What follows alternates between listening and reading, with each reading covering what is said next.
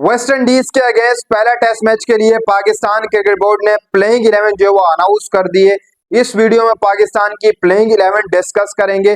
इसके अलावा बात करेंगे क्या वेस्ट इंडीज इतनी मजबूत है पाकिस्तान को 2-0 कर सकती है, क्योंकि पाकिस्तान ने जो अपनी प्लेइंग 11 अनाउंस की है वो काफी ज्यादा मजबूत है। पाकिस्तान अपनी फुल स्टैंड के साथ उतर रहा है, स्पिनर स्टैंड के साथ पाकिस्तान मैदान में उतर रहा है, क्योंकि आप सबको पता ही कि पाकिस्तान ने 3 स्पिनर जो है वो इस प्लेइंग 11 में इंक्लूड किए।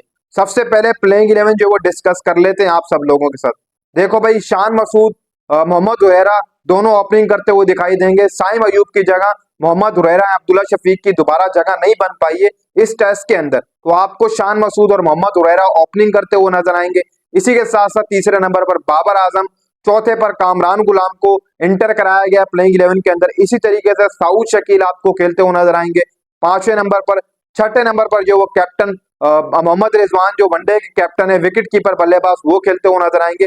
इसी तरीके से सलमान अली आगा, साजिद खान बैक का है, क्योंकि आप सबको पता है कि लास्ट टेस्ट में इनको ड्रॉप किया गया था और इस टेस्ट में इनको जगह मिली और प्लेइंग 11 में भी शामिल है। इसी तरीके से नोमान अली, खुरम शहजाद और अबरार अहमद जो प्लेइंग 11 का हिस्सा रहने वाला है।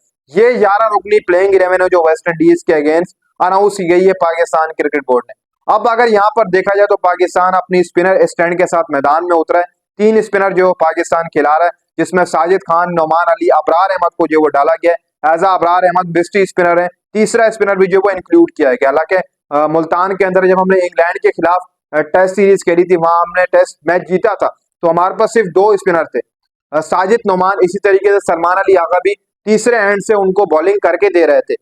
मतलब 3 स्पिनर उस टाइम पे थे, लेकिन अब प्लेइंग 11 में 4 स्पिनर हैं। 3 तो रेगुलर स्पिनर हो गए। चौथा सलमान अली आगा भी एज अ टाइप देखा जाए तो रेगुलर ही है, क्योंकि वो भी लगातार स्पिन डालता ही रहता है, क्योंकि हर मैच के अंदर चाहे वनडे हो चाहे T20 हो, अगर वहां भी उसको मौका मिलता है तो वहां भी Salman Ali Agha as a bowling डालकर दे रहा है, जिसका मतलब ये है कि सलमान अली आगा भी एज अ रेगुलर स्पिनर है। मतलब 4 स्पिनर पाकिस्तान लेकर जा रहा है इस स्टैंड के साथ, पाकिस्तान मैदान में उतर है। अब दूसरी तरफ अगर देखा जाए मुल्तान का जो विकेट है, अब उसको तो इस तरीके से किया गया है कि उसके ऊपर स्पिन होगा, लेकिन कुछ ना कुछ चीजें बदल भी सकती है। आप सबको पता है कि इस टाइम ठंड का मौसम चल रहा है और जब ओस पड़ती है ग्राउंड के ऊपर तो कहीं ना कहीं पर वो बॉल स्विंग होना बंद हो जाता है, उस तरीके से स्विंग नहीं हो पाता है। मतलब जब सुबह सुबह टेस्ट स्टार्ट होगा तो थोड़ी बहुत मुश्किलात होंगी यहाँ पर मुल्तान के अंदर, क्योंकि ओस थोड़ा बहुत जब पड़ता है ग्राउंड के अंदर, सुबह सुबह का वक्त होगा 8:30 के करीब तक, आप समझ लो कि सूरज निकलता है कम कम करके 9 बजे, जहां पर टेस्ट मुकाबला स्टार्ट होगा पाकिस्तान वेस्ट इंडीज के दरमियान मुल्तान के अंदर, तो कहीं ना कहीं पर ग्राउंड के अंदर थोड़ा बहुत ओस होगा ही होगा। मतलब जिसका साफ साफ ये है कि स्पिन सुबह सुबह के टाइम नहीं होगा, ये तो कंफर्म है। अगर देखा जाए तो कुछ थोड़े बहुत घंटे लगेंगे, 2 या 3 घंटे, उसके बाद स्पिनर्स को फायदा मिलेगा मेरे हिसाब से, जो मैं एक माइंड से सोच रहा हूँ।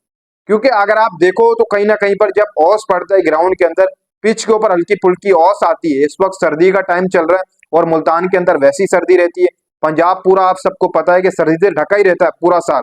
आप समझ लें जब सर्दी स्टार्ट होती है तो कहीं ना कहीं पर थोड़ा बहुत ओस पड़ेगा, जिसकी वजह से सुबह सुबह तो स्पिनर्स को फायदा नहीं मिलेगा। सुबह आपको एज आ खुरम डालेंगे, उनके साथ अबरार को डलवाते हैं, नुमान को, साजिद को, किसको डलवाते हैं, ये भी देखना काफी ज्यादा अहम होगा। लेकिन सुबह सुबह के टाइम आपको स्पिन देखने को नहीं मिलेगा, क्या पता अगर मिलेगा तो 1 या 1.5 घंटे बाद आपको साजिद, नुमान का स्पिन देखने को मिलेगा।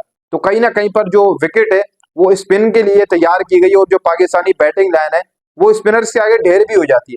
देखो भाई, बाबर आजम हो, कामरान गुलाम हो, साउद शकील हो, रिजवान हो, सलमान हो, ये सारे स्पिनर्स के आगे ढेर हो जाते हैं अगर देखा जाए कहीं ना कहीं पर। और दूसरी तरफ जो वेस्ट इंडीज है, वेस्ट इंडीज को हराने के लिए पाकिस्तान को ज्यादा जोर भी नहीं मारना है। देखो वेस्ट इंडीज इतनी भी मजबूत नहीं है, बाबर भी नहीं हो, रिजवान भी नहीं हो, और नए लड़के इंक्लूड कर दिए जाते, तो तब भी पाकिस्तान वेस्ट इंडीज को 2-0 से आराम से हरा सकता था, क्योंकि वेस्ट इंडीज इतनी खासी टीम नहीं है इस वक्त मौजूदा टाइम के ऊपर। लेकिन कहीं ना कहीं पर अगर देखा जाए तो पाकिस्तान बांग्लादेश के हाथों भी वाइट वॉश हो चुकी है, वो भी पाकिस्तानी होम ग्राउंड के ऊपर। तो ऐसा भी नहीं है कि हम इनको हल्के में लेंगे। जब भी हम किसी टीम को हल्के में लेते हैं तो वो हमें घर के अंदर ही हरा कर चली जाती है। तो इसलिए वेस्ट इंडीज के ऊपर भी हमें नजर रखनी पड़ेगी। वहां भी शमार जोसेफ हैं, वो भी अच्छी स्टैंड के साथ आते हैं, उनके फास्ट बॉलर्स होंगे, उनके भी स्पिनर्स होंगे। कहीं ना कहीं पर पाकिस्तानी बैटर्स को भी थोड़ा सा मुकाबला करना पड़ेगा उनका। उनके हाथ में भी स्पिन बॉल होगा, उनको भी पता है कि मुल्तान की जो कंडीशन है वो स्पिन स्पिन के लिहाज से जो वो तैयार की जाए। तो कहीं ना कहीं पर पाकिस्तान के लिए पहला दिन बहुत अहम होगा। तो देखो पाकिस्तान कल सुबह सुबह क्या करता है, टॉस के तरफ बॉलिंग की तरफ जाएगा, मुझे ऐसा ही लगता है बॉलिंग की तरफ ही जाना चाहिए। साजिद नोमान है आपके पास, खुरम से आप पहला डलवाएं, साजिद नोमान को आप 1-1.5 घंटे बाद चलाएं मेरे हिसाब से, फिर अबरार खुरम को आप शुरू में चलाएं, साजिद नोमान को आप मेरे हिसाब से एक घंटे तक थोड़ा सा टाइम दें, फिर उसके बाद चलाएं, क्योंकि जैसे मैंने आपको कहा है कि ऑस होगा, उसकी वजह से स्विंग क्या पता ना हो, इतना स्विंग ना मिले, पिच के ऊपर भी थोड़ा सा इफेक्ट पड़ेगा। जैसे पिच ढाकी हुई थी पिछले दिनों, वो ऑस से बचाने के लिए ढापी हुई थी कि यार ऑस पड़ेगी तो पिच के ऊपर थोड़ी सी गीली हो जाएगी तो स्विंग नहीं मिलेगा, बैटिंग फ्रेंडली विकेट बन जाएगी। तो हो सकता है कि पिच भी चेंज हो सकती है, क्योंकि जैसे मैंने आपको बता दिया कि ठंड का वक्त है, कहीं ना कहीं पर सुबह सुबह थोड़ी बहुत स्विंग नहीं होगा, 1-1.5 घंटा लगेगा, थोड़ा जब पिच सूख जाएगा उसके बाद नोमान साजिद का कहीं ना कहीं बहुत जबरदस्त स्विंग होगा।